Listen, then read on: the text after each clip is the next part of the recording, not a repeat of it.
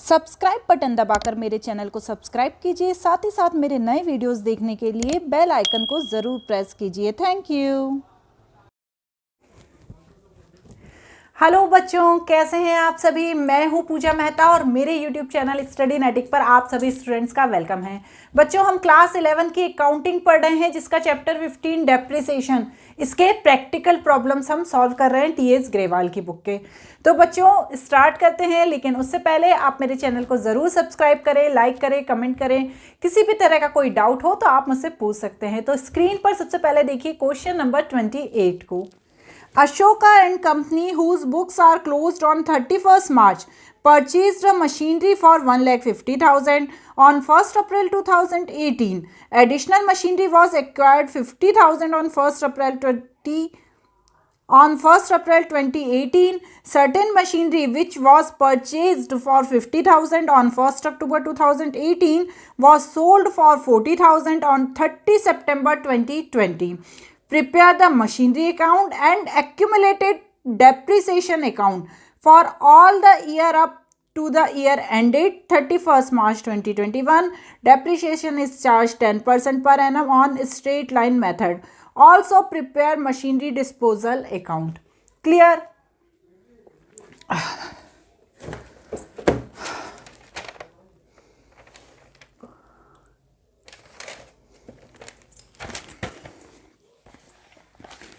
तो सबसे पहले यहाँ क्या करेंगे, मशीनरी अकाउंट का लेजर प्रिपेयर करेंगे। इसमें क्या होगा, सिर्फ मशीनरीज का बैलेंस लिखा जाएगा, ठीक है। डेप्रिसिएशन की कोई एंट्री यहाँ पर होगी नहीं। तो 2018 1st April to bank account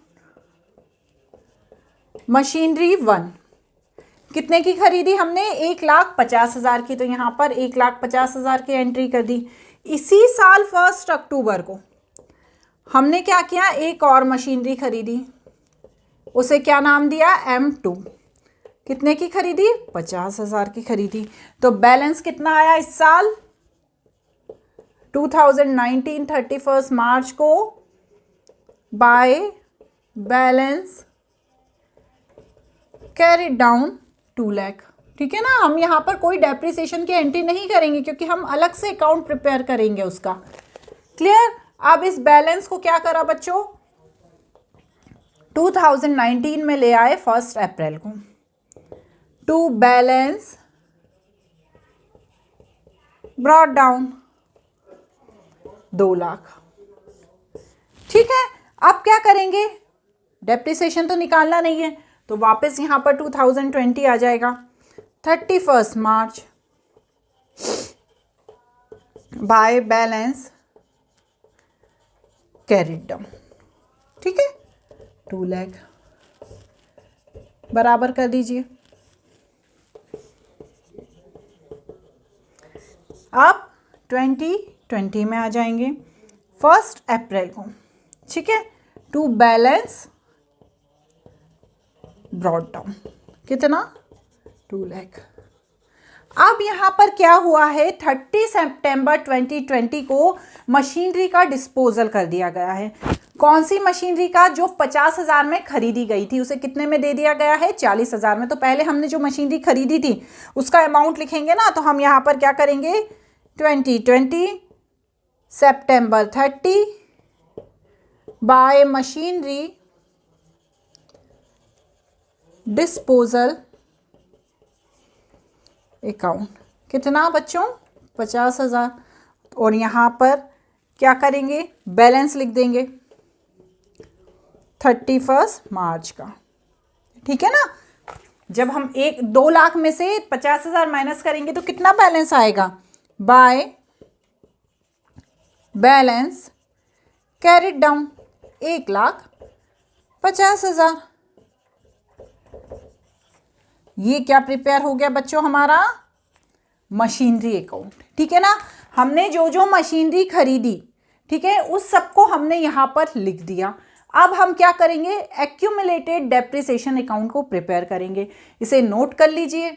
यहां पर क्या लिखेंगे, बाय डेप्रिसिएशन अकाउंट।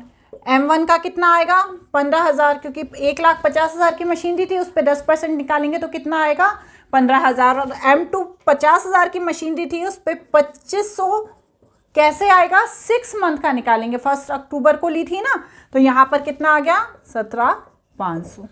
बस ये बैलेंस कहाँ पर लिया है, यहाँ पर भी डेट डाल दो 2019 31 मार्च, और यहाँ पर भी यही डेट डलेगी। क्या लिखेंगे, to balance carried down M1 and M2, 15,000 and 2500, 17,500, 17,500। Clear हुआ। बस अब क्या करेंगे, ये जो बैलेंस है इसे हम यहाँ पर 2019 करके बैलेंस लिख देंगे, टू बैलेंस ब्रॉट डाउन। क्यों लिखेंगे 19, क्योंकि भैया ये 2019 का बैलेंस है ना, 15,000 और 2500, 17,500। अब फिर से क्या करेंगे बच्चों, डेप्रिसिएशन निकालेंगे। कब निकालेंगे, 2020 में, तो 31 March by depreciation account M1 and M2, 15,000।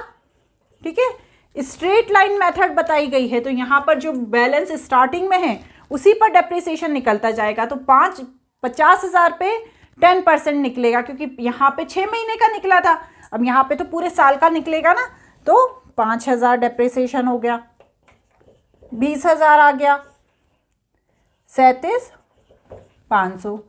यहाँ पर भी ले आएंगे आप बैलेंस 2020 टू बैलेंस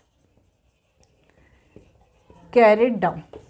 अब क्या होगा, M1 और M1 जितनी ये दोनों मशीन रहे, एक पुराना वाला बैलेंस और अभी वाला बैलेंस, इन दोनों बैलेंस को हम प्लस कर देंगे, तो यहाँ पर बैलेंस कितना आ गया 30,000 और 2500 प्लस 5,000, 7,500। बढ़ गया ना बैलेंस, पुराना बैलेंस और अभी नया डेप्रिसिएशन मिला के हमारा डेप्रिसिएशन का बैलेंस बढ़ गया। अब क्या करेंगे, वापस यहाँ पर बैलेंस ले आएंगे,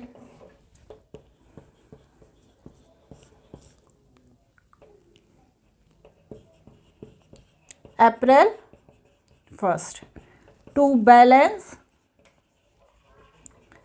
brought down M1 and M2, 30,000 और 7,500। अब क्या हुआ बच्चों, जो मशीनरी 2 थी उसे हम, जो 50,000 की थी ना, उसे क्या किया, उसे 30 सितंबर को हमने बेच दिया 2020 को।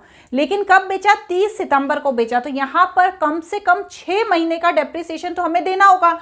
तो क्या करेंगे बच्चों, यहाँ पर 2 नहीं बाय आएगा, बाय, यहाँ पर भी बाय डेप्रिसिएशन। ठीक है ना, M1 पे तो वही 15,000 आएगा, ठीक है ना, 1,50,000 का डेप्रिसिएशन जो स्ट्रेट लाइन मेथड के हिसाब से 10% का 15,000 आएगा। लेकिन जो M2 है उस पे डेप्रिसिएशन 2,500 आएगा। क्यों, क्योंकि वो मशीनरी 30 सितंबर 2020 को बेच दी गई, तो 6 महीने का डेप्रिसिएशन लगाएंगे तो 2,500 डेप्रिसिएशन लगेगा। ठीक है, अब क्या करेंगे, ये जो यहाँ पर 2020 को ही वो मशीनरी जब हमने बेची तो उसमें हमें कितने का लॉस हुआ, मशीनरी डिस्पोजल